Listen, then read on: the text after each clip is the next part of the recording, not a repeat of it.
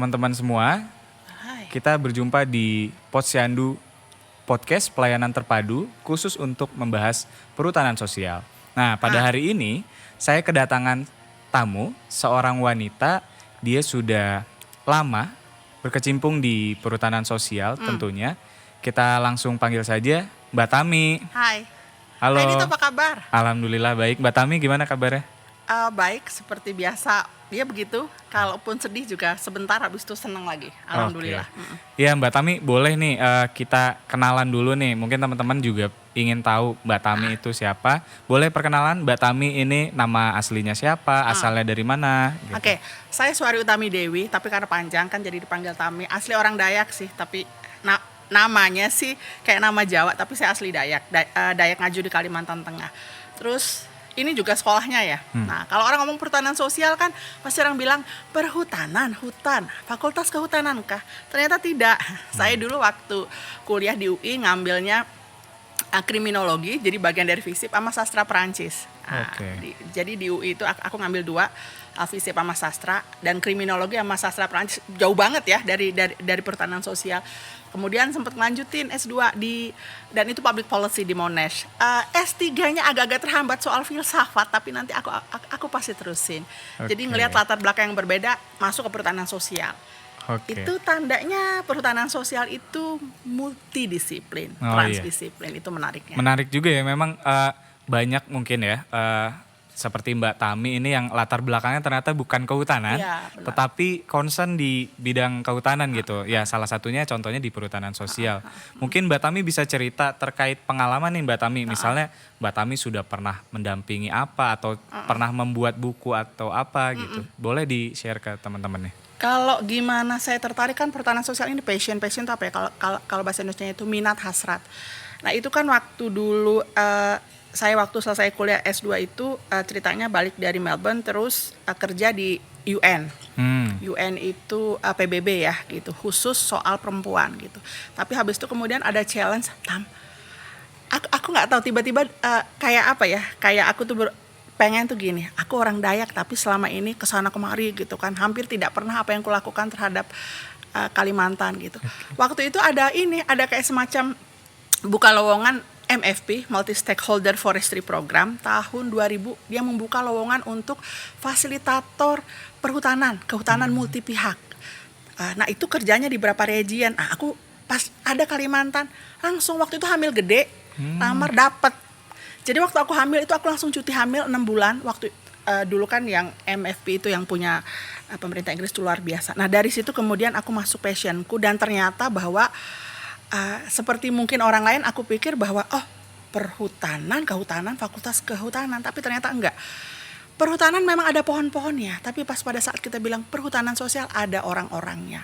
Nah di situ kemudian kemampuan kita untuk beradaptasi, berinteraksi, komunikasi, kemampuan untuk penguatan itu yang memang dilakukan. Jadi tidak cukup perhutanan sosial itu diurusi oleh kehutanan belaka, itu berarti sektor atau orang-orang yang lulus di fakultas perhutanan belaka, tapi berbagai macam disiplin, berbagai macam sektor harus mengeroyok itu. Itulah esensi dari perhutanan sosial. Jadi passion, dan kemudian dari tahun 2000 ya sampai sekarang tuh udah kayak kerajingan, ketagihan. Jadi biarpun udah kerja dimanapun, dan saya tahu teman-teman yang concern di pegiat perhutanan sosial itu, tapi kalau ada calling, udah passion calling pasti kita semua gitu loh ngumpul. Jadi nggak heran agak-agak tua ya orang-orangnya. Begitu. Oke, Mbak Tami saya nanya sedikit nih. Kan Mbak Tami seorang perempuan ya. Lalu bekerja di bidang kehutanan nih. Adakah pengalaman-pengalaman yang dialami gitu ya, kesulitan atau ya perbedaan-perbedaan di sudut pandang orang lain karena Mbak Tami ini seorang perempuan di bidang kehutanan gitu, terkait gender maksudnya? Oke. Kalau aku lihat enggak sih ya. Jadi gini ya, perbedaan gender itu kalau menurutku blessing.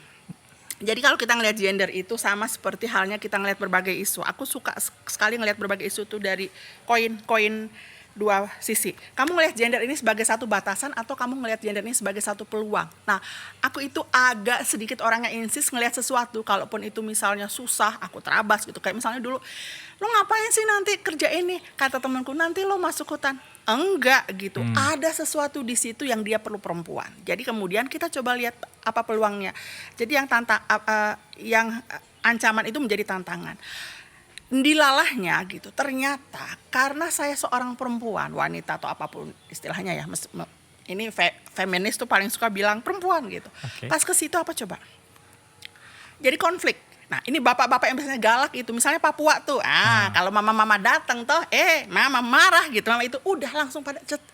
Jadi konflik, terus bagaimana kemudian pendekatan keperempuanan kita itu dipakai untuk cara yang baik, misalkan sabar dalam menghadapi orang.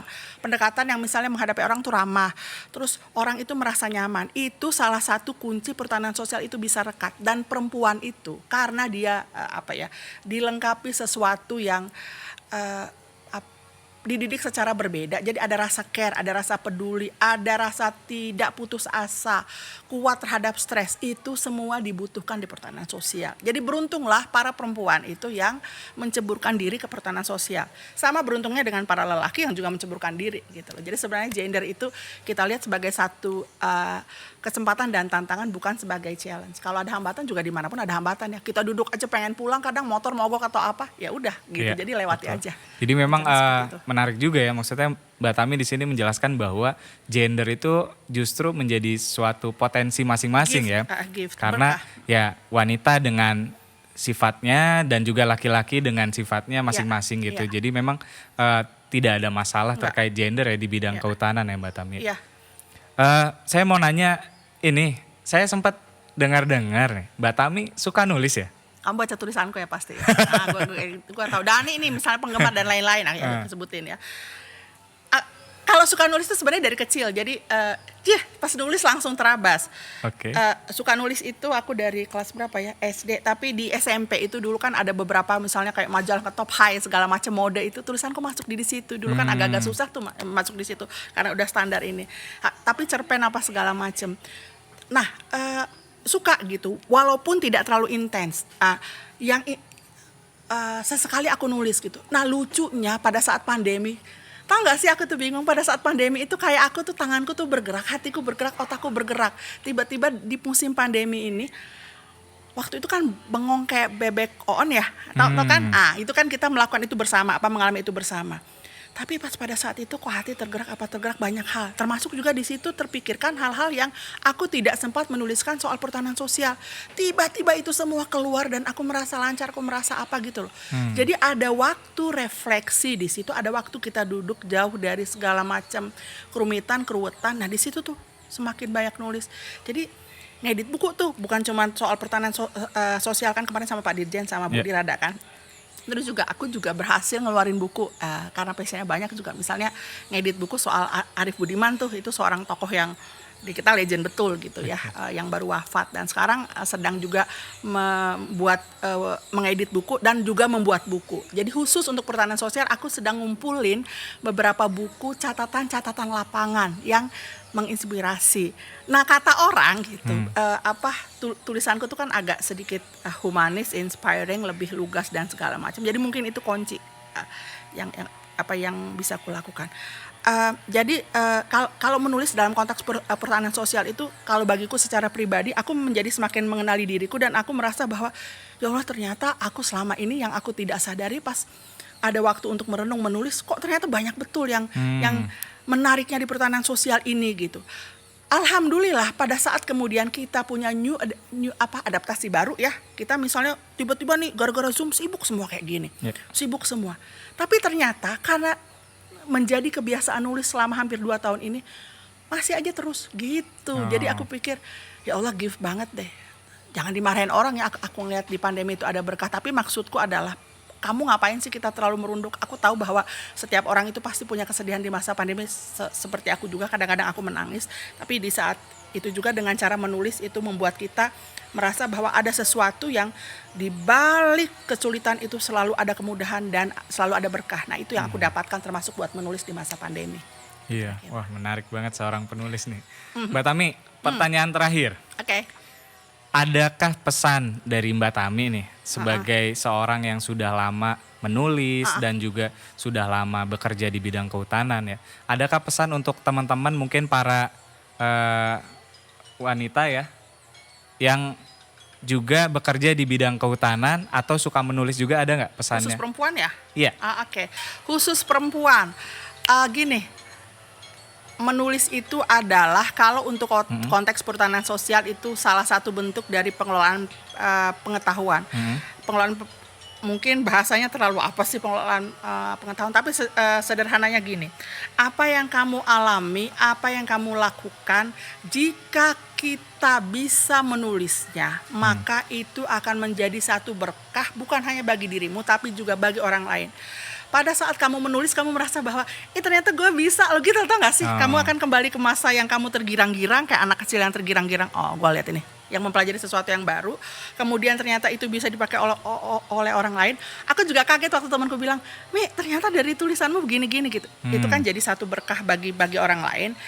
Orang lain menjadi satu tahu promosi tentang perhutanan sosial, dan bagi petani juga itu satu penguatan. Makanya sekarang menulis adalah salah satu kunci dari pengelolaan pengetahuan yang bisa membawa berkah dan kemajuan bagi perhutanan sosial. Dan bagi perempuan itu akan jadi satu berkah juga, karena biasanya perempuan itu lebih punya intuisi, lebih punya sense, dan kalau bisa menulis. Jadi menulis itu bukan satu yang sifatnya bakat, tapi belajar. Kayak kita belajar naik sepeda, belajar dulu kita ngomong, belajar masak. Nggak mungkin kan orang lain, gue udah bisa nulis, enggak gitu, bisa masak atau bisa ini.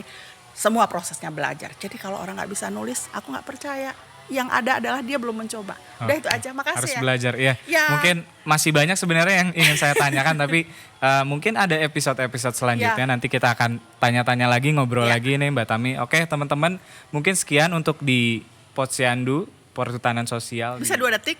Cintailah perhutanan sosial karena itu keren. Oke, itu pesan dari Mbak Tami ya teman-teman. Sehat selalu, dah.